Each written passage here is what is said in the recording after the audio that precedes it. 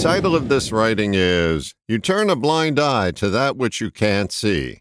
And we can never really see another's point of view until we adopt it.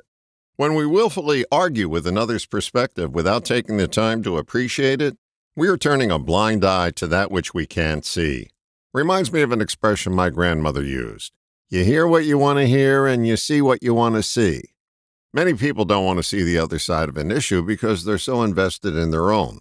Perhaps their refusal to look is currently working for them. Conditions like the weather will change, but too often their myopic strategy won't. That's when we find ourselves in the familiar land of failure to communicate.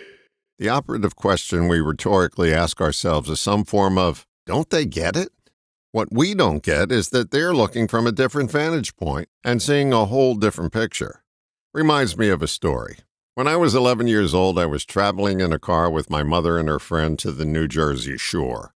They were looking for the Walt Whitman Bridge to take us out of Philly into New Jersey.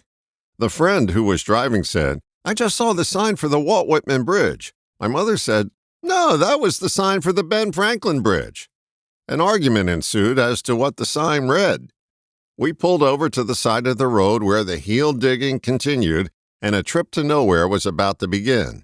Each insisted they saw the sign they claimed to see.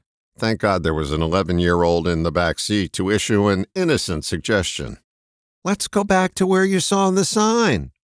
With that, the driver took us back to see the sign. A few minutes later, we were approaching the intersection where the sign was, and both of them simultaneously said, see, there's the sign.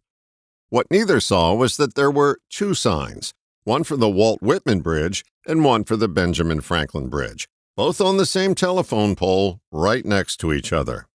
If we take the time to look, we can go more than one way on a two-way street.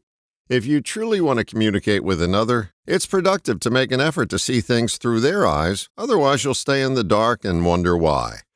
It's a lot easier to agree when you see what someone else sees. If you dismiss it out of hand, you'll never grasp their point of view. So here's a travel tip from my 11-year-old self.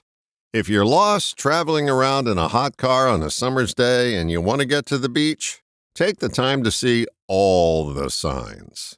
All the best, John.